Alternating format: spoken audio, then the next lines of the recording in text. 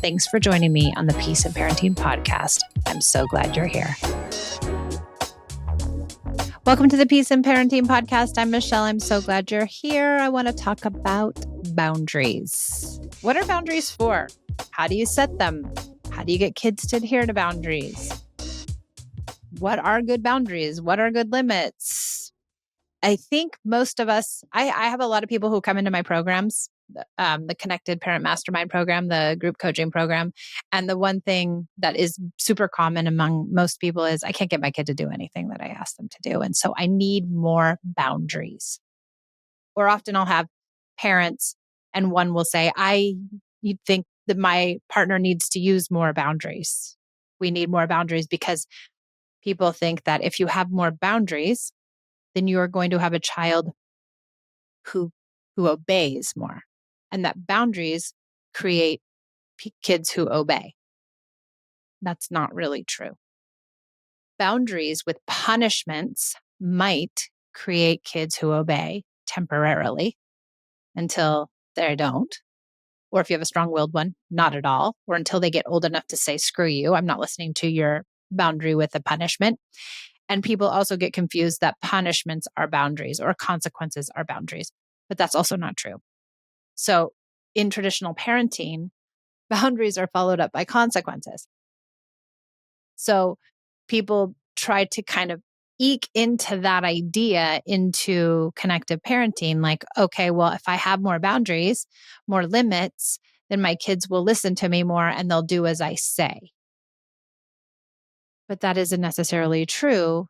Boundaries really in connective parenting, boundaries are for the release of feelings. When we set a boundary with a child who isn't doing well, that child has feelings, which is another thing that is not accepted in traditional parenting. It's thought that, the child should adhere to the boundary and not say anything about it, not be mad.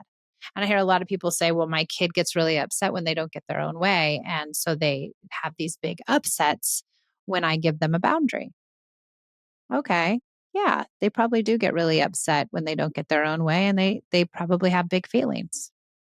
That's okay. It's okay for them to have big feelings. It's okay for them to emote when they don't get their own way. But we are intolerant of that. The other piece is that, we're kind of ignoring the idea that we have boundaries and limits in connective parenting. But what really happens once you really get into it and once connection is really flowing and you're using connection in all the different aspects, all the different tools, and you're using connection in everyday pieces of your life, and you're not using disconnecting things like punishments and threats and bribes and all of those, you have kids that are actually super cooperative. So you don't really need a lot of boundaries and limits, because the kids know what's right from wrong. They know what they're supposed to do. They know that they're supposed to, be kind and not hit and, do as you ask and take their dish to the dishwasher, whatever the thing is that's going on in your house, the rules and the boundaries and the limits. They kind of know those things. It isn't that you need to make them more explicit. It doesn't need, you need to like really tell a kid strongly, this is the boundary, this is the limit. They know. They don't adhere to the boundary because of many, many reasons. One, the very top reason is maybe they're disconnected. They don't want to adhere to your boundary because they're mad at you, because the relationship doesn't feel good. And so they're like, screw you. I don't want to do what you ask because I don't feel good about the relationship. Two, the boundary might be something that they're not willing to adhere to. Maybe your boundary is too strict. You tell the 17-year-old they have to be in at 10 and they say no and throw a fit. Well, maybe 10's too early. So you have to really look at your boundaries and your limits. You can only limit and boundary your kids so much. You have to give them some sort of freedom and free will. I try to have as few boundaries as possible, and just the ones that really keep my kids safe. But my kids adhere to the normal everyday ones, putting your laundry away and helping with the trash and, being courteous and kind to one another and being a good person. My kids just do that now. Like, I don't need to worry about boundaries. I don't worry about boundaries or setting limits at all. But when I do see my child who's off track, who's bubbling, sometimes I use the idea of setting the limit to get them to emote so that they can have their feelings, so they can feel better. And I follow up that boundary setting with empathy and understanding, and that creates connection. Now, sometimes you're going to have a boundary. No more TV. We're all done. That's a boundary. That's a limit. We're all done with the TV. And when you turn the TV off, the child is going to have a tissy fit. Okay. It's okay that they have a tissy fit. That's all right. But it's how we treat the tissy fit. Are we going to treat their fit or their upset or their big feelings or their big emotions? Are we going to treat that with disdain? Are we going to tell them, how can you be so upset? We turn it off every day at the same time. How can you be so upset? Or are we going to come with empathy and understanding and say, oh, I know it's so hard to turn it off. The TV is so fun. And are we going to allow them to have as much space and time as they need to have their feelings? And if we can stay calm and cool and connected around those feelings, will they feel better in the end? Will they feel heard? Will they feel seen? Will they feel understood? But will the boundary still exist? Yes, we turn the TV off. That's it. I'm not going to rescind my boundary. So what do we know about then connection and cooperation? We know connection and cooperation are deeply linked. So when connection is high, cooperation is high. And when connection is low, cooperation is low. And so we want to keep in mind that building the connection, the relationship, and the bond you share with your kids will really help you move cooperation in your house. And when you do that, boundaries become somewhat, to some degree, insignificant, meaning you don't have to spend so much time worrying about them. And another thing people really have a hard time with is, where do I set the boundaries? Which boundaries do I set? Which ones? I don't know. I don't know. Should I tell them, yes, they can do this, or no, they can't do that? And, it's all developmental, right? It depends on the age and the stage of your child. And I think the safety ones are really important to think about. We want to keep our kids safe, right? We really do want to keep our children safe, but are we really keeping our children safe, or are we trying to control them? And are you going to keep yourself in check around that? Because I see sometimes people get really persnickety and they're like, well,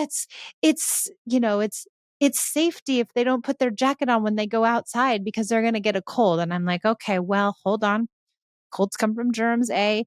B, it's not safety. It's okay if they go outside without the jacket, but I need to put that limit on. They have to have the jacket on, and we go to our fear and we go to this place. They're going to get sick, and then I'm going to have a sick kid and blah, blah, blah, blah, blah. But that's not really safety. And is that a boundary we need to impose? Or is that where we can let the kid have free will and be like, go outside without your jacket if you really want to? Let's see how this goes down now. It's 40 degrees out and you're going to be real cold, and mom's got the jacket with her or whatever it is. And you might learn an important lesson there. Where can we let our kids have free will so that they do learn the lesson, so that they do lean into the natural consequences, so that the boundaries aren't keeping them from learning too? If we have too many boundaries, are we kind of helicoptering around and putting too many things into place? Now, also the converse can be true. Are we not bound? Do we have no boundaries? We have no rules. We have no nothing. And then do the kids feel unsafe?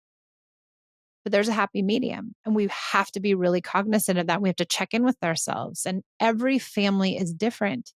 What I think are personally boundaries that are important to me might not be what are important to you. And, your boundaries might not had really sink in with mine, or in my family wouldn't work. We all have different values. And so we all have to have our own boundaries. But a few guidelines are, safety definitely is one of them. And is it developmentally appropriate for this kid? And am I trying to control, or am I just putting this boundary in because it makes sense? And really thinking to yourself, why? Why am I putting this limit or boundary in? Is it to allow the feelings to come out? Well, that's a really good reason to have one. But if it's not that, why is it that I'm placing this boundary? Why am I using this limit? What is it that I'm trying to achieve? And if you say safety every single time, you got to really be cognizant of what is safety and what isn't safety. So I hope that boundaries are a little bit clearer for you, and that the one thing that you can remember is that boundaries are always followed up by empathy and understanding and listening to feelings, and knowing that if you put a boundary in place with a child who isn't doing well, or it's something really hard, like taking the trash out or turning the electronics off, you're going to get lots of pushback. And that's totally, completely normal. And to be ready for it. That's the other piece too, is I think when we're ready for the pushback, when we're ready for the emotional upset, then we have a easier time navigating it. So be ready for it. When you put the boundary into place, your kids are not going to say, "Oh yeah, mom, you're right. I should really turn it off. Electronics are bad for you, aren't they?" They're not going to say that. They're not going to do that. They're going to have a hard time. The more connected you are to your child, though, the easier it is to have limits and boundaries. In fact, I'd say for my family, and I hate to say it too loud, we don't have a lot of limits and boundaries because my kids limit and boundary themselves. They police themselves. They know what's right and they know what's wrong. And they, for the most part, do the right thing. Sometimes they do the wrong thing, but it isn't because I didn't have the right limit or the right boundary. They make mistakes. And so will your kids. The limits and boundaries have nothing to do with that. So I hope that this was helpful. I hope it gave you some ideas around limits and boundaries and consequences and punishments, and that you can have a little more ease in setting those limits and boundaries. Thanks for joining me on the Peace and Parenting podcast. I so appreciate it, and I will see you next time.